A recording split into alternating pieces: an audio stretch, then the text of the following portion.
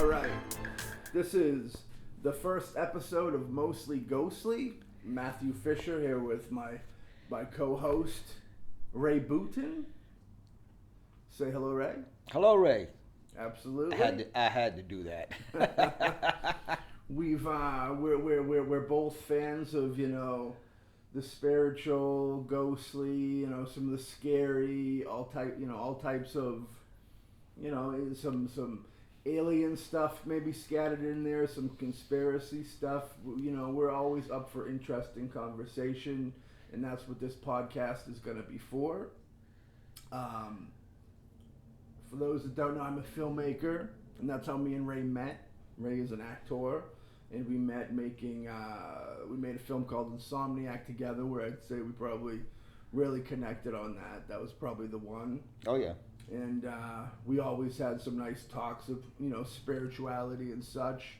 And it's the era of podcasting. So we figured, why not? I like to listen to some ghost podcasts myself. So I said, why not try one ourselves? So here we are in the first episode. So I guess we could tell a little bit about ourselves for this episode. Other than, I'm a filmmaker. I've always been a big fan of ghostly things, and horror things, either watching, writing, reading. It was just always, something that interested me to the fullest. I had a few people in the family that were into, some strange things, of religions and beliefs and stuff, and not so strange things. And just I say that because I feel like I've had a well-rounded upbringing of different open-minded things. So that's how I've got to the point where I'm at today. But Ray, would you like to talk about some of the themes that might be included in this podcast that hit home with you? Well, I probably would have been described as a weird child growing up. Mm-hmm. Like to be off on my own. Always sensed there was something more, something a little bit different out there than just what they were telling me. Mm-hmm. Later on in life, growing up in one of the homes my parents lived in, we used to joke about it being haunted. Mm. Windows opening and closing, different phenomenon going on. That visited my sister one time, Mm-hmm. and my oldest sister in the house she lived in. There were footsteps upstairs. Okay. And my father, being a skeptic, he and I went upstairs to investigate, and each time we heard footsteps and walked down that end of the attic, there were footsteps behind us. Mm. And this repeated itself. And just encountering a lot of things like that growing up. Yeah. Got me curious. Always into horror films.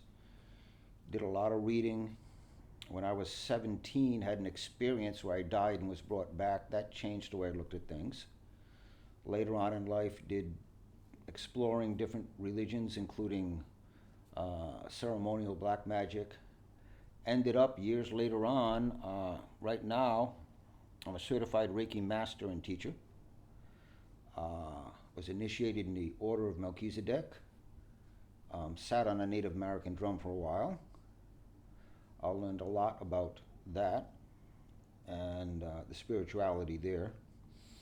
And out of curiosity, went to a public gallery where a medium was. And I sat in the front row. He ended up telling me things about my family and my father I hadn't told anybody. Mm. Later on, not only became friends with him, spent years studying with him, worked for him, and later on went out on my own giving public galleries, communications from those in spirit, Yeah. and private ones. And where I stand right now is that, yes, there is a lot more than what we see. Mm-hmm. I've actually formed a small group, and what we do is if someone has had a haunting, or let's say someone has come in and did an investigation and things went wrong, Mm-hmm. We will come in, it's myself and several other people, to help any trapped spirits move on, close portals, bring peace and closure to the situation. Okay. So I don't do the mediumship professionally anymore, and the group I formed is we're primarily volunteer, only expenses, but we'll go in and help you Yeah. set things straight, so to speak, for both the living and those in spirit. And that's where I am now. You talked about haunted houses earlier. I was wondering, how many houses do you think are actually haunted in America? I would say, quite a few. But you're going to have to eliminate, particularly during teenage years, you generate a lot of energy. Yeah. And there's a lot of conflict there. And that energy you can create either an entity or you can move objects, Mm-hmm. what they call the PK activity. And I believe, for instance, growing up, some of the windows opening, closing, certain things going on in the house, those are things I probably created myself or my sisters or anybody else in the family. Yeah. But I think that the spirit world, to call it that, it's right there, just another dimension right there along here with us. Yeah. And the back and forth, one interacting with the other, happens all the time, whether we recognize it or not. Mm-hmm. And that's one of the things with. I used to teach mediumship to people, and one of the things is to recognize those little things and to see what is around you that other people just ignore because they're wrapped up. Oh, it's the job. Oh, I got to get here. Oh, I got to go there. Oh, the bills have to get paid, and they close themselves. Right. You learn how to open up with certain protections, and you can communicate and you can see a whole lot more and realize it's right there in your face. You're just ignoring it. You're Yeah. not seeing it. Yeah. And that includes the ghost. No, I agree. I just did a quick search to try and find if there was a percentage of houses. I couldn't find that, but I found out that 62% of people, I guess from whatever, survey they did, said that they would move into a haunted house. How do you feel about that? What's your opinion? Knowingly, you got to know what you're dealing with, first of all, or how do you feel? You think you could just get in there and kind of exercise whatever may be in there, or what would be your take on going into something like that? I would want to go in and investigate and find out what is there Yeah. first. As for going into a haunted house, where I live now and where I lived before, I do certain rituals every day, and they are to cleanse the house. They are to create a very positive and safe atmosphere. Mm. And if you have what someone would call a friendly spirit that wants to drop by, I don't have a problem. Right. Anything else is not welcome, Yeah. and I'll kick it right out the door. You think a friendly spirit would just be one that might, be the footsteps or maybe something moving, and then, the unfriendly obviously would be the physical stuff like handprints or scratches, maybe pushing or throwing of objects. Yeah, I'd probably say that. Sometimes, if you're talking about the friendly, they may not even realize they're doing something. Okay. They may just be passing through. Kind of caught up in what used to be their life type, that deal. That deal. The other thing is, if you are someone who is open or who have practiced any disciplines that raise your energy, that you can connect with those in spirit, they're drawn to that energy. Yeah. So benevolent spirits are really drawn to that. You have to set your own boundaries. Otherwise, if you're open all the time, you're going to go a little crazy seeing and experience everything around you that most people never do. Right. They'll probably lock you up and call you crazy. They sure would. It's kind of like the Insomniac film where he starts to see some things. But yeah, when I grew up and I was like born into a house that I always heard. I heard some stories of it. I had a story myself. I used to always hear this story. My aunt would be coming around the corner of this in front of some staircase that they had, and she'd look up at the top of the stairs, and there'd be this little girl in a yellow dress.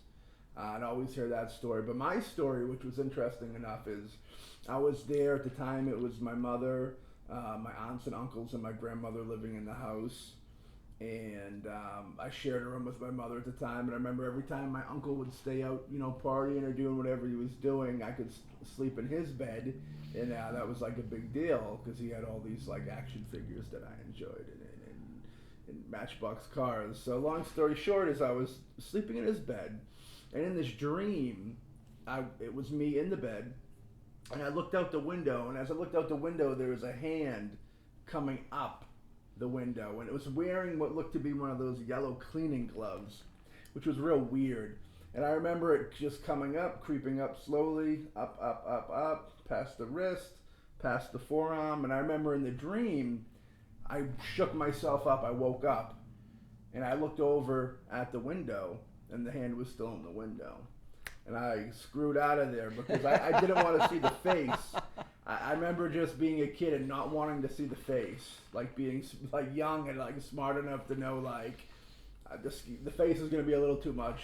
And so I booked it downstairs, but that's always stuck with me. And that's the first real memory that I have of something mostly ghostly, I later heard that there was heard wives' tale. I don't know if it was true or not, but there was an old story from before my family had the house, and there was like a single mother, old lady that lived there, and her son went off to a war, and when the son came back, he came back with a wife, or shortly after he came back, he became in love with some woman, and supposedly his mother killed the son because the son was going to leave her to go with this other woman. Okay. So, and then she buried his body outside of the house, which was interesting because outside of the house is right where that above that area is where that window was. So that always kind of stuck out to me. But I don't know what the significance of those yellow gloves were. Maybe she used them when she cut them up. You know what I mean? Yeah, could have. But I don't know if that whole house is weird. There was like a wine cellar that was just this big pit. We used to always joke and scare each other that it was like the pit to hell down there, and you go in and it would sidewinder suck you into the dirt. But yeah, I mean, especially with us from Massachusetts, I believe Massachusetts is one of the most haunted states in America. Well, Massachusetts is old. Yeah. So it's got a lot of history, a lot that went on here. For instance, Salem wasn't the only place you had atrocities as far as the witch trials. Most of the Native American tribes around here were slaughtered. And with that history, you're going to get the usual, and it's sad to say usual, but crimes, and you're going to get the murders, and you're going to get everything, but it's generation after generation is experiencing this. Mm-hmm. And it all builds up. And one thing that happens is when you build a lot of energy up, it gives life to things. Yeah. And it gives that energy to the spirits of those that may have died in conflict, may have been murdered, have unsettled issues. And with that energy in this place built up over centuries, you're going to have a lot manifesting, a lot coming up. And you mentioned the yellow glove. One thing in mediumship is sometimes when you see something, it has a second image, and you may have to figure it out. As an example, I worked with someone one time and knew very little about this person, but I think it was the father had died, and then shortly after the mother died. Okay. And they were very upset, didn't know anything about their family, and sometimes I get a flash image, and if it's very, very strong, I know I have to say something. Yeah. And I had never discussed anything with this person, and I said, listen, your parents are here, they want you to know it's okay. There's a picture of them inside a picture. And I wasn't sure what picture within a picture was. Yeah. But I was kind of fuzzy, saw this picture in a picture. And this person said, I don't know what that is. And I said, they're very, very strong. This is to tell you that they're okay. No, I don't have anything like that. Check with your family. They're very insistent. This person called their brother. Their brother says, don't you remember? They hooked up, and the brother showed this person a picture. It was a photo of her parents standing in front of a portrait they had done of them. A picture in a picture. Okay. Next time they saw me, they thanked me. Yeah. Because there was no way I could know about it. Right. This person didn't even remember it. Mm-hmm. So they took the message the way it was supposed to be. That, look, we're still with you. Right. And I didn't really understand what the significance of picture in a picture was, Right. or how it worked or anything. But sometimes you see something, it's like, okay, you run with it later on, whether it's yourself or in a case of giving a message, they will be able to put together the details. Mm-hmm. You just see it. That glove maybe is something that,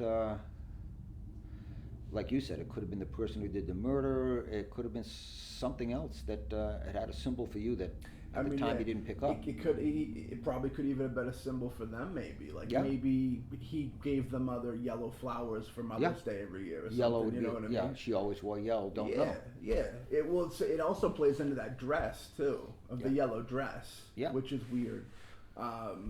It's crazy. It's interesting. It's interesting, that it's the when we have a ghost. What's your feelings on ghosts? Do you think it's because maybe it was a violent death, or do you think untimely? What do you think? How do you think a ghost is kind of like the spirit leaves? But why do you think some spirits stay and some spirits go on? Oh, there are a lot of theories on that. Me personally, I think it can be one of several things. I think some people will stay around because they want to help. Mm-hmm. They help somebody. It's a similar concept through one of the reasons for reincarnation is you come back to do a good deed. Right. Well, if somebody still has a family member around that they want to help, right, they may come back and for a while at least make themselves known or try and help that person. An amusing thing is that I know for a while my mother was still around after she passed. Mm-hmm. One of the funny things is we had a daughter, a room upstairs. She'd go to sleep, the TV would be on, the lights would be on, everything. She'd wake up in the morning, everything shut off. Right. We never went up there. Yeah. My mother had a habit when I was growing up, of going around the house and turning everything off. Mm-hmm. She was doing the same thing. Yeah, a lot of people will say that like they do. It's a habit. It's almost like a routine that, even though they've passed, they can't break that routine. You know what I mean? But I think in that case it was a case of her hanging around the family, kind of help us. Yeah. Also, I think sometimes untimely death, right, violent, unresolved issues, right, anger, a hateful person who just can't move on. That just died. They just die miserable. And they're like miserable and they're locked into and can't see anything except for their hate and the life they just had. They stay around. Well, they stay around. Like that. Well, I knew some people like that, and one reason I have so few friends is I don't bother with people like that. But you're better off not to. But they may be kind of trapped by their anger in this world. Yeah. They're locked into it. Mm-hmm. They've got to be shown that and moved on. Right. Also, there's a concept of portals, openings, where some may wander through. Mm-hmm.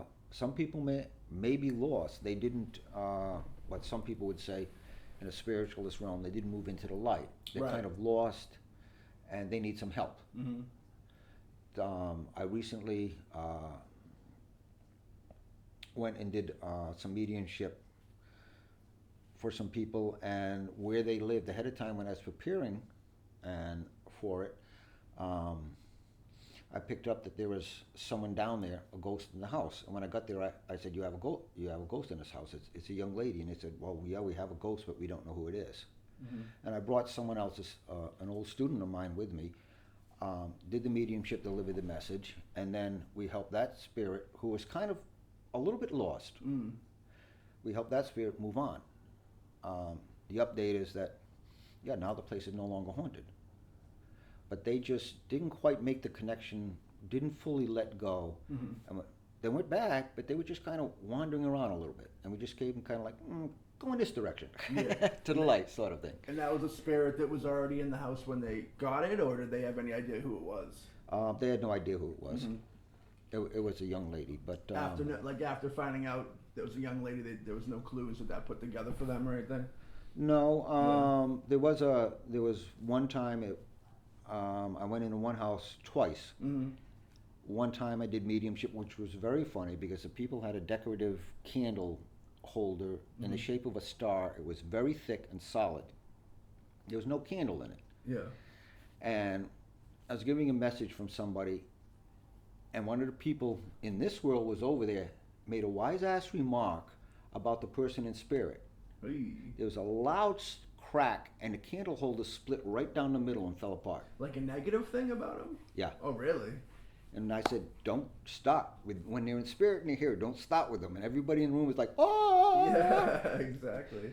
But they had me come back because Yeah. the place was haunted. Right. Earrings might disappear for the woman, or keys go missing, little things going on. That's what happens to socks. Yeah, that's it. Yeah. There's a whole sock dimension out there, Yeah, one of floating each around. kind. Yeah. But I gave them information about an old man and Mhm. about the house. And this went back a long ways, 100 or so years. And it took them several years to be able to research the house. They found the original builder. He had built it, how he had died, everything that I had told them. Oh, it was fact. Yeah. But it took them years to research it, but Yeah. they found the facts behind it. And I told them, listen, he really loves this land and house, and he's very nice. Yeah. Ask him for help. And they actually called me up. This is years later. They called me up and they said, we want you to know we verified everything. It took us years to find it, and we're getting along. Mm-hmm. Now, if I can't find my earrings, I ask him, can you help me find them? Sometimes I turn around and there they are on the table. Yeah. So now they have a friendly ghost they live with Yeah. and get along with, and they ask help now and then. Everything wants to be appreciated. You know what I mean? Everything does, but they were able to verify who the person was, Yeah. and I thought that was a really good one for me because it took them years. If sometimes some people will say, "Oh, well, you researched," it took them years to try and find it out. And I was, from the initial call, I was at their home 2 weeks later, Mm-hmm. so it kind of made them feel good, Yeah. and made me feel good too. Yeah. I think people get creeped out and they don't quite look as much as they should. You know what I mean? Like Yeah. they don't really want to know what's going on. No. You know what I mean? So when you were doing the medium stuff, did you ever have a spirit cross through that wasn't appreciative of being able to speak to people, or were they all pretty much happy to be able to converse with their loved ones? All happy. One of the things, principle I have is that light attracts light. So I try and keep myself on a daily basis, but also amp it up, so to speak, Right. before a gallery, of being in that place where nothing negative is welcome. Mm-hmm. Now, one of my rules was that I don't want to know who you are. I don't want to talk to you ahead of time. I isolate myself. Nothing. Mm-hmm. And if I'm giving you a message, I would give you some information, say, do you understand? I want a yes or a no. If you start to say something, I will shut you down. Mm-hmm. That way the only place it could come from is from spirit. If I come up with this personal information that no one else could know, and I'm a total stranger. Right.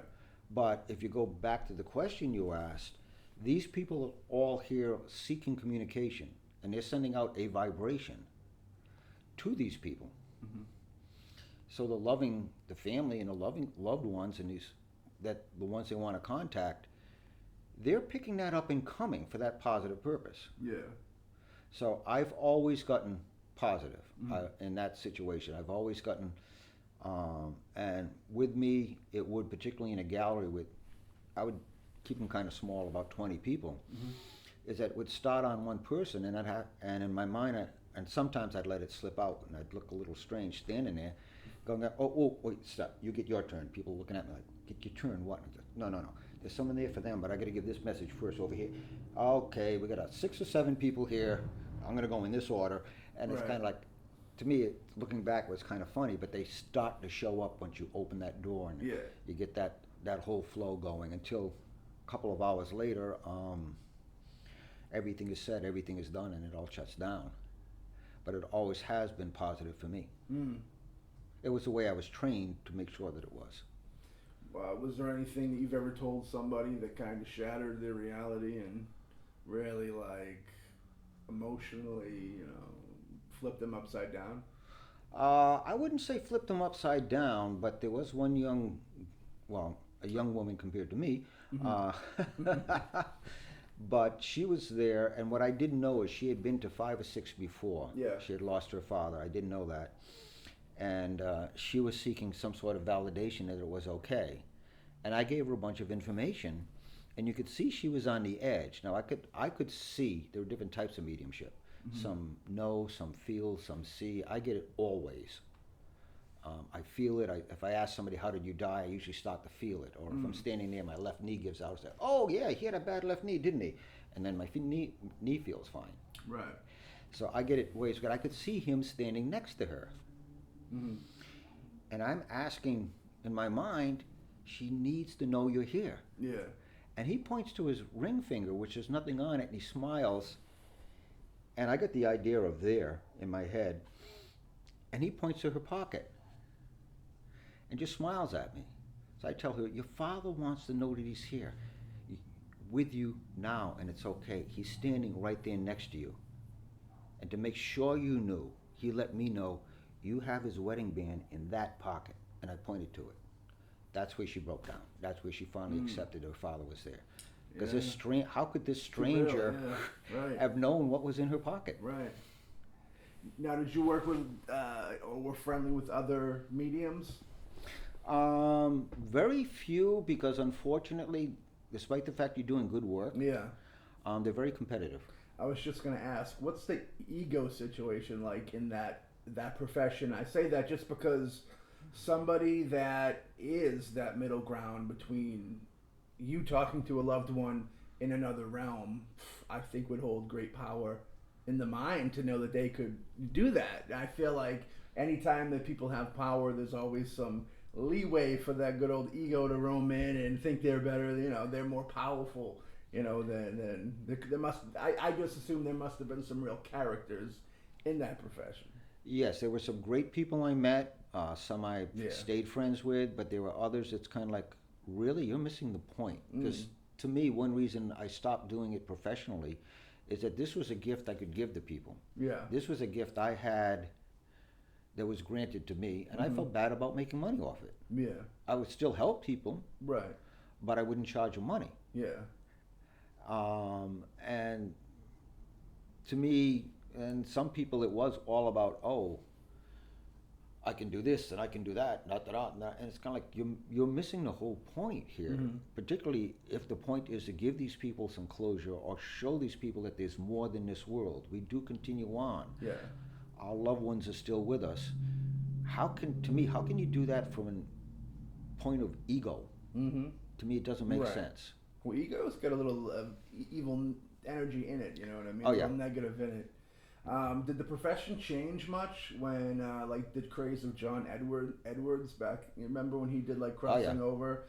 That was a big deal. I remember it was a huge show. You know what I mean? And I assume once you have something blow up into the mainstream like that, now you have everybody stepping out. You know what I mean? It's kind of like filmmaking even turned into that, where it just became easier to do it. But with the show, it became a cool, that cool thing to do. I've always thought it was cool in general, but it then becomes that more popular, accepted, mainstream, pop culture cool thing. You know what I mean? So I'm sure that must have been another dose of big egos and stuff coming through in that room. It was. It's still very prevalent, still very popular. Just look at some of the shows on TV. Yeah. There's a Orange County medium, I think. I think that there's 10 shows that have been on TV in the last couple of years. And they have quite a few of them there. As I said, it is still very popular. I had some disagreements with John Edwards and certain mediums in that, as I said, my thing is I want to know nothing. Right. And if I give you information, you start to say, that sounds like, I will put my hand in your face and say, stop. Yeah. I don't want you to say, well, he played off this or he heard this. If I were to go to a medium, I would be their worst nightmare. Right. Because I would sit there And they'd say, "Oh, who do you want to hear from?" You tell me. Mm-hmm. Well, that's the thing. If they start fishing, I'm just going to keep my mouth shut. Yeah. I set a high standard because I take it seriously. It can be a wonderful gift, and you can help people immensely because we're all afraid of death. Mm-hmm. And when we lose somebody, it's traumatic. And it's a wonderful gift to be able to take some of that fear away and show them that love continues on and Right. a person continues on. Yeah. And any hint of someone that's playing a game and not playing it the rules right, I don't like that. Right. I don't care. I do not like that. You're abusing a gift. Yeah. No, I agree. Yeah, I mean that's the thing with show business is, you know, no matter what, you're if it's on TV, it's fake. No matter what, like your reality shows are fake, your game shows are all fake, you know, and even the show like that where I'm sure people were placed. You know what I mean? You watch Storage Wars. You remember Billy Jacks, the actor Billy Jacks? Oh no. He was on DJ. He played Alex in DJ. I remember he flipped the world for me a little bit because I knew there was always everything was fake, but he was on Storage Wars, which I used to watch, and he played one of the bidders, and I was like, oh, even the bidders are fake? Like, what's going on here? So yeah, there's nothing real on TV, but yeah, they exploited. They did a little exploitation. Johnny Edwards is he still going? I'm sure he's still going, but like he don't have a show anymore, right? I don't know if he's still going or not. I know he had some controversy because some people caught him doing some tricks. Some fake shit, yeah. Yes, I believe he had some problems along the way. I've got no idea what he's doing now. Yeah. He's a wedding DJ now. But one good thing he did do was open that up for a lot of people. Discussion. It opens up discussion. The discussion. Yeah. And put it out there so people would say, wow, and they could start exploring themselves. Yeah. And finding out more about it. Yeah. So yeah, he did some good there.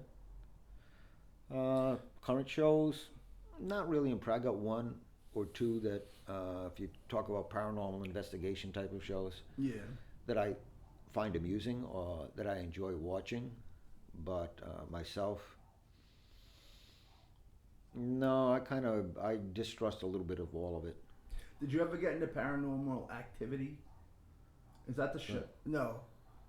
Paranormal Activity is the movie, right? Yeah. Paranormal. I forget. There was one called Lockdown. No, it wasn't Lockdown. I think I've heard of that one. It was one where it was a group of kids from a college. Paranormal State. That's what it was. Yes. That dude found himself in trouble later in life too. I remember. But I enjoyed that show with Chip Coffey, friends with him on Twitter. Twitter friends, whatever that means. But the thing I didn't like, and I've seen it in a lot of other shows too, and you know it is the network influence. Yeah. Is they start off and they find a ghost, and they start off and they find this. Yeah. And then, second or third season, everything they're finding is a demon. Yeah. They have to amp it up. Yeah. Otherwise they're going to lose viewers. Right. So they went from ghost hunters now to confronting demons all the time. Yeah. And it's kind of like, what? Yeah, that's the show aspect. I mean, you can't. It's the show. You can't like drop in excitement. Like if you had the first episode's crazy, you can't. The second and third can't be sleepers. You know what I mean? But yeah, that's the problem with bringing show business into any of it. I know that the ice cubes are cold. There's demons there. You know what I mean? But the other thing is that one thing I disagree with them a lot is, and to me it's a little bit dangerous, if there is some sort of activity there, and you see it on shows where people go in and they start challenging and calling out. Well, number one, it's not any respect for the dead. That's true. And two, if there is something there more than just a person or something that's nasty, and you're challenging it, you're opening yourself up to things that, and some of them may not happen there. You may have an attachment, something that's going to follow you home. I've had that happen to me. I believe in that, yeah. Or recently, and they can attach through an object. And that goes into a whole different realm, because attaching to an object is certain things you can do in certain magic circles. Right, true. And you can call things in, you can attach them to an object, you use the power of what you have attached there. the spirit, demon, or otherwise. And if it attaches to you and you're not ready to deal with it or break that attachment, you've got a problem. Right. And if you go into a home and you're starting to scream out all this stuff, like I said, you're not showing respect for those in spirit, and you may be opening doorways or something for yourself or even a homeowners once you leave. True. That you don't want in there. Yeah, I mean, cause that's why you have all the houses are handed down, and there's so many generations and different families that go through. They don't think of that, and they automatically assume that the spirit would be a bad thing. You know what I mean, and kind of attack it. You've seen Poltergeist, right? Yeah.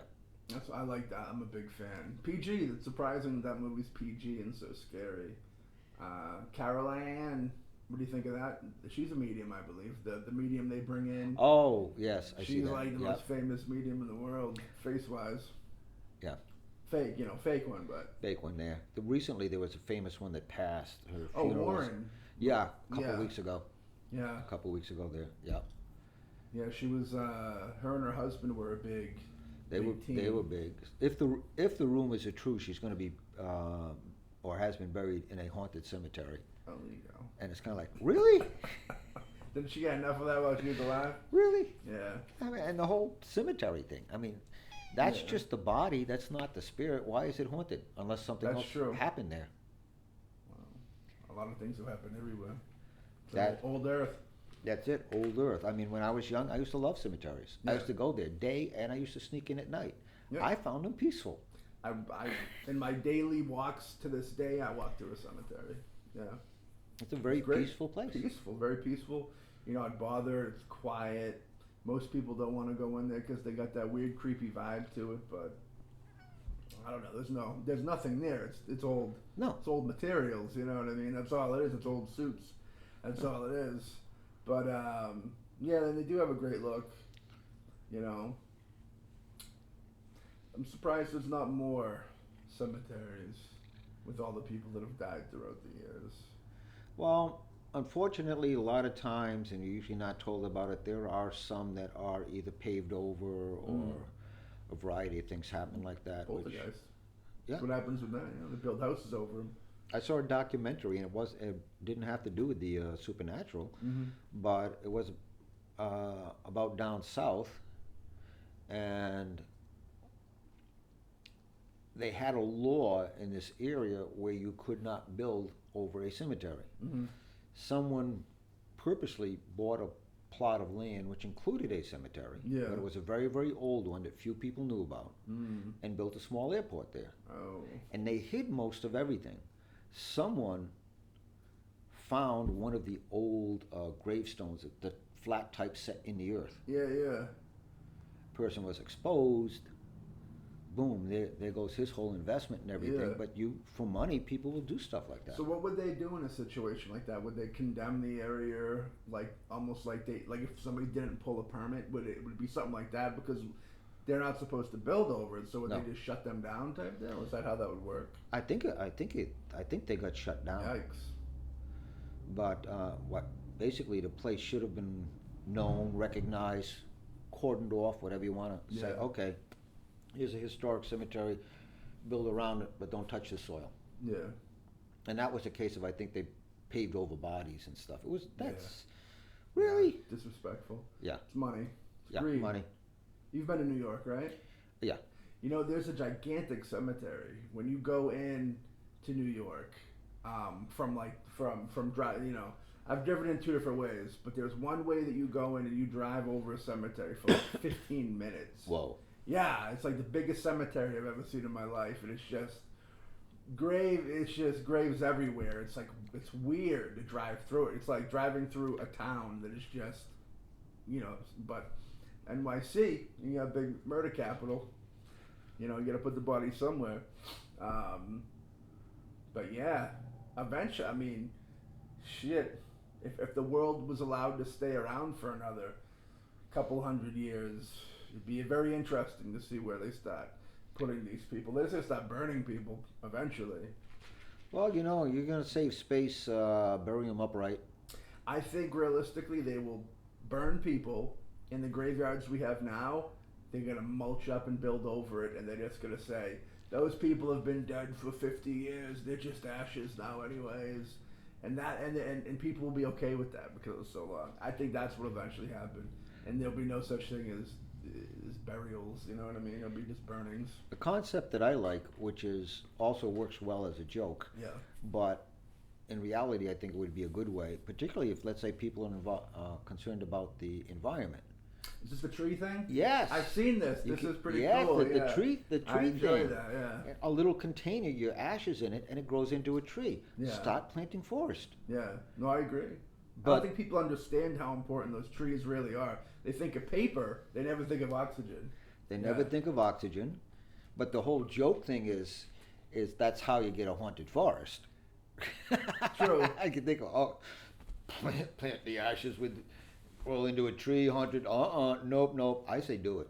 Hell yeah, man. We Japan has their own haunted forest. We need our own. Yeah, I say you can.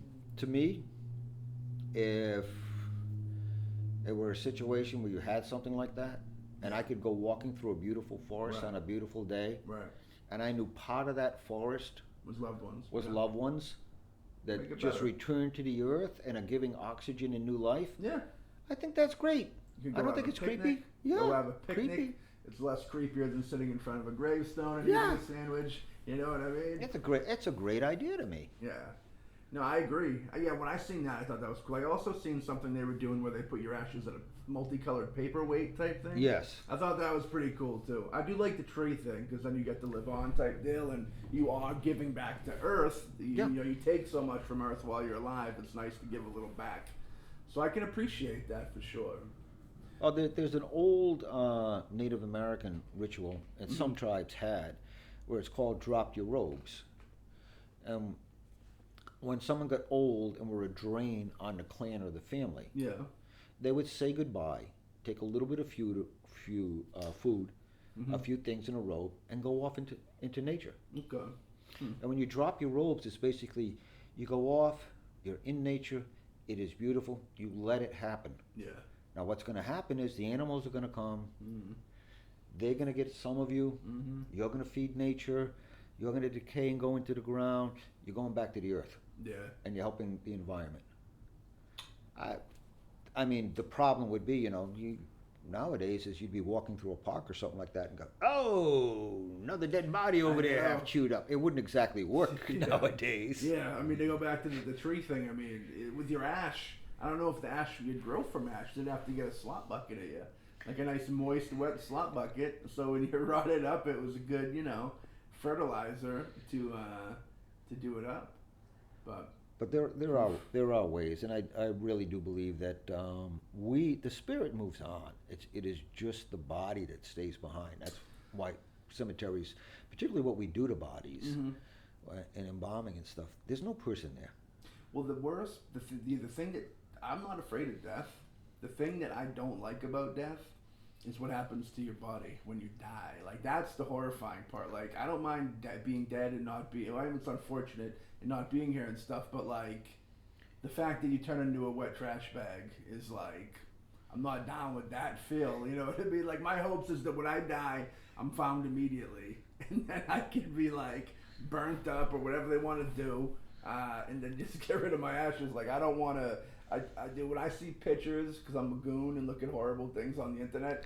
When I see pictures of dudes that took the big nap on their couch and now they're a part of it and stuff, it's like, poof, I don't want to be that dude. You know what I mean? But yeah, what happens after death has always been, forever, for everybody, it's always been a gruesome topic. Yeah. Definitely. Crazy. Well, and getting back to the mediumship, one of the good things about it, to me, one of the wonderful things about it is that, and you take the example of the girl with the ring from her father. Yeah. Her whole outlook on death now is different. Right. Yeah, and with that type of message, when done that way, and it comes across, then someone goes, wow, this body isn't everything. And I've had some people that have gone on to, gotten in touch with me later saying, oh, look, I'm exploring this discipline or this thing, and I'm looking into this, and now suddenly it's kind of like, oh, wait a minute, I've been so rooted in this world I'm going to start looking at other things. Yeah. I'm going to start looking outside of it. And they feel good. Right. They suddenly start feeling good, saying, they'll get up in the morning and go, hi, Mom, hi, Dad, what, having a good day. Do you think mediums should be considered a part of the medical field? Because they do kind of come off like psychologists in a way that help people grieve and get through the death process. The problem would be training them and the finding legitimate ones. Right. It's a very, very difficult thing. And plus, particularly with the proliferation of TV shows now, and they're talking, then you have a chaos magician, and then you have this, and then they start coming up with all these different categories, and this person deals with this, and this person deals with, and it may be a little old school. I was taught that one person who deals with almost everything. Mm-hmm. Some places they go, and you see and I realize it's for TV. They talk about, portal is opened up. You can close a portal. Right. I know how to close a portal. Mm-hmm. If you do enough research, you can find out how to close a portal. Yeah. It's a portal. A vortex is different. That's an energy. Yeah. And you got the ley lines over the earth and energy, but that's not necessarily bad, a vortex. Right. A portal, you can close it. Sure. Technically, anytime you communicate, you're opening a small portal. That's true. Within yourself. Yeah, that is true. That is true. If you're removing attachments and you're doing stuff, anything to do with the negative, you're doing chaos work. Right. So it's a lot of terms to kind of boost up ratings on some of the shows, right. and a lot of confusion, but it's kind of like what it comes down to is you are energy. Mm-hmm. Most of the disciplines I work within, it's all about energy, raising your energy level. Einstein said matter is energy slowed down. Mm-hmm. Raising that to be on the same energetic level as other dimensions or worlds, such as spirit world, and that's how you communicate. Through that energy and those vibrations back and forth. It's vibration, it's energy. Mm. You raise that up. Even the earth, the Schumann resonance, that's the rate, the vibration of the earth. Mm-hmm. That can be measured. So it's all about that energy. Everything else is just window dressing people are putting on to sell it. Yeah. Once you get down to those basics and you work it, energy is also balanced in your chakra, your energy centers in your system. Mm-hmm. You cleanse them, you work them, you expand them, you raise your energy level up. And now you can see, and now you're in contact with all of this around you. And of course you learn your protections and your things to be able to shut it down. Mm-hmm. Or close it off, but that's all it is. All the rest are just fancy names from someone else trying to either sell a show or make some money, or it's all very basic.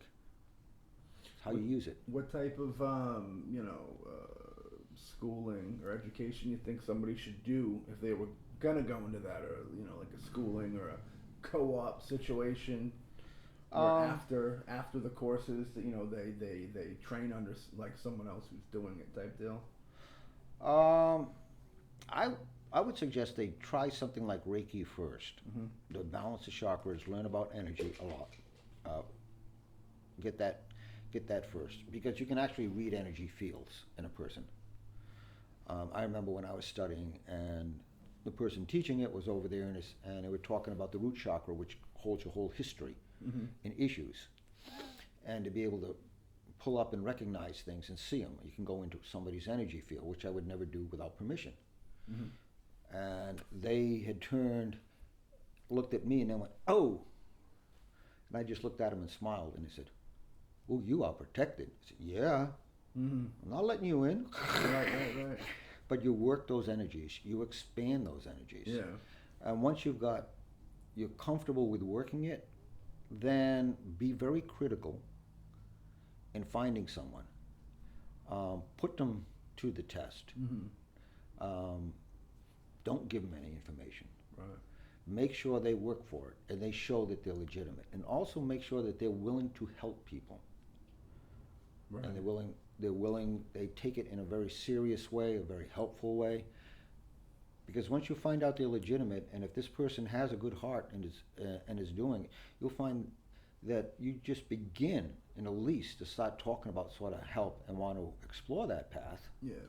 And you'll find them turning around saying, "Yeah, sure, come on, work with me," or "I'll help you a little bit, and yeah, I'll show you this, and it won't take you long," and they will help. Yeah. It's going to have to be an energetic match. Their energy is going to have to feel good. And that's on the simplest level. Is you walk into a room and you say, "Oh, there's bad vibes in here." Yeah, whether you're conscious of it or not, you're picking up on bad energy levels. Right. When you meet somebody that's legitimate across the board and you just feel good around them, Mm-hmm. and they're treating people good, that's the person you approach. It's nice and simple. Mm. And if that means going to some galleries or taking some courses here and there until you find somebody that's easy to reach out to and that's willing to help, you do that, setting those standards. Mm. Yeah. I I wonder, what was I gonna say? With the how far back do you think the medium profession's gone? You think it's been there since the beginning? Because I assume there was a time when they probably would have been prosecuted the way Yes. witches were. Yes. You know what I mean? Warlocks. They probably would have been called warlocks by the fact that they're even saying they can speak to the dead. You know what I mean? Well, you can see that. You can see that in problems that anybody, Mhm. whether it be witchcraft or not, in the Middle Ages, you can go back to Rome, ancient Greece, the temples where they spoke to the gods, or they gave messages, and they had people that would also give messages from the dead. You can actually go back in some of the prohibitions in the Old Testament against people who practice false religions, and some of the description sounds very much like either witchcraft or mediumship today. Yeah. When they talk about the false prophets and those that deal with the dead or the other worlds, it has always been there. It is interesting to see how different parts of the world treat it differently. Yeah. Still to this day, probably. Still to this day, there are some areas of the world, particularly with Aboriginal tribes, where there are still some that are close to their roots, where they've always respected it and still do, and they don't have that problem. Yeah, I could imagine it's probably, in some places they're praised up as messiahs, and other places they're stoned to death. You know what I mean? It's basically two different ones there. But hasn't been around and either gotten a good or a negative reception. Oh yeah, I would say the early, at first they would have called them shamans. The early shamans. You can go back thousands of years. Yeah. The people that communicated with, and I think that I have mixed feelings sometimes. If you have old rock art, Mm-hmm. and someone looks at it and there's a figure there, and they say, that looks like a spacesuit.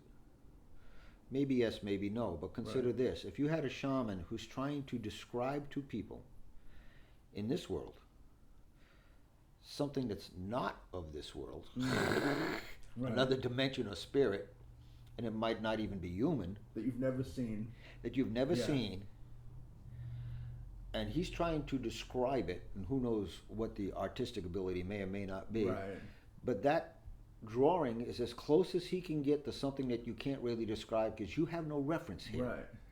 Yeah, it makes sense. So, could it be aliens? Well, we can discuss that another time. Could it be a simple, someone trying to represent something? It's very simple that, if two people don't have anything common, a common language, how do they communicate? They start drawing something or starting with one word. There's going to be a lot of miscommunication until they find those common links. Yeah.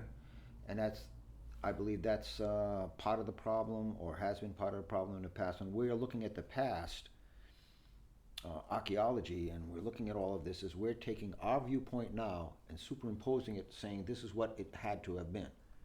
You've got to leave it open to anything. Yeah. You've got to leave it wide open because we weren't there. They thought differently. They lived differently. Everything was a whole different world to them than what we have right now. I take a look back, and I look back 60 odd years, and I say, yeah, this is a whole different world when I was growing up. Yeah. never mind 60,000 years ago or 100,000. Yeah. Has it been like a progression since the beginning, where like maybe in the beginning there was only a few different ways that they could kind of cross over, see, or communicate, and maybe now there's more, and then maybe 50 years from now, where do you think it would be? Where do you think like the medium profession would be at? 50 years from now? If we're lucky enough to be alive in a place, a species. I don't know, because there is a corner of science that is more and more in line with. There have been some research now that equate the consciousness with energy, and even scientists say that goes back to the universe. And they may be using different terminology, Yeah. but much of it is the same. So science is starting to say, okay, they won't admit it, but it really is a case that you say ghost, we say energy. Right. Yep. And or consciousness, we say energy. But the way science is looking at it, with quantum physics and other things, I think that at some point, I don't care what the terminology is, I think the science and the mediumship or the communication will merge. We may find, because to me it is nothing but, if you talk the spirit world is in another dimension. Right. Even scientists admit there are multiple dimensions. Right. Or the multiverse, multiple universes. Yeah. So a medium could simply be someone who has an ability to bridge into another dimension or universe, where it just so happens the consciousness or the energy or the people that were here have already gone into after this life. Yeah. We don't know.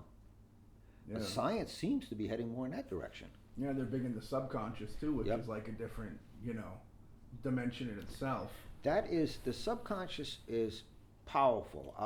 That's a whole different episode. We're gonna get there eventually, but That's a different. I'm a board certified hypnotherapist. One of my specialties is past life regression. So we're gonna have fun with that. Yeah. We're gonna have fun. We're gonna have fun with that. But you get the conscious, and you get the subconscious, and you get the interplay of energy, and you get vibration, and science starting to say certain things, and you got multiple dimensions and multi-universe and stuff. And to me, it's fascinating to try and tie a lot of it together without constricting it and limiting it. Right.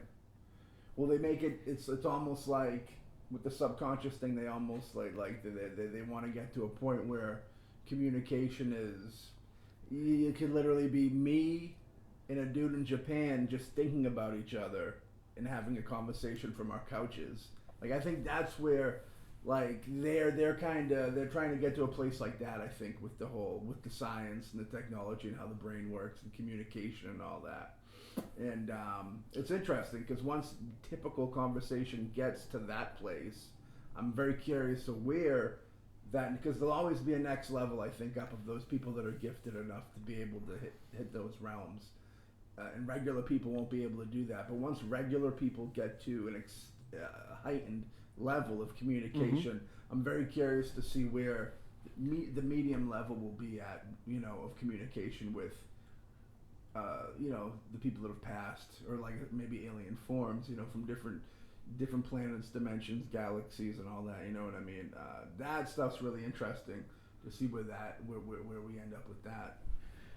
But even the government in the past had programs to train people for remote viewing. Yeah. You're in one part of the world looking at something in another part. Some of the training I went through was remote viewing, and so these things exist. I think that people have much more of these abilities than they realize, and like I said earlier, that we've just kind of shut them down. Yeah.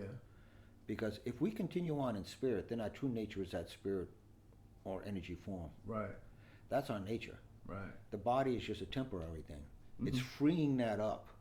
And I mean, if you're going to go into certain, like India and certain areas in Tibet, being free of the body in that pure energy form is somewhat equivalent to being enlightened. Yeah.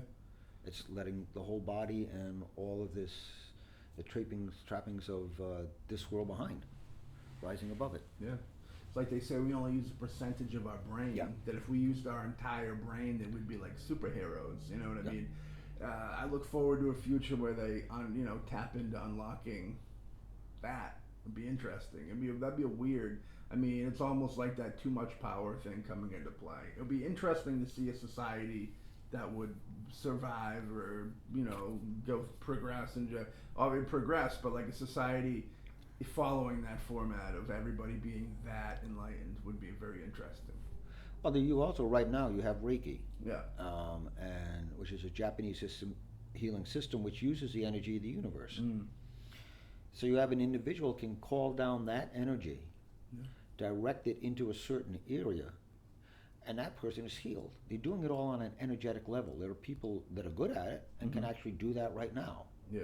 So you've got the mediums and you've got the healers, and it's pulling them all together and stepping the game up, raising it to a higher level, like you say, so to see what's out there. Yeah. And just how far we can go. Yeah. Well, we can go very far, and we're just about at that hour spot. And thanks for tuning in. And we'll catch you on episode 2. Oh, yeah, we'll be here. More mostly ghostly and other things. Have a good one. Thank you.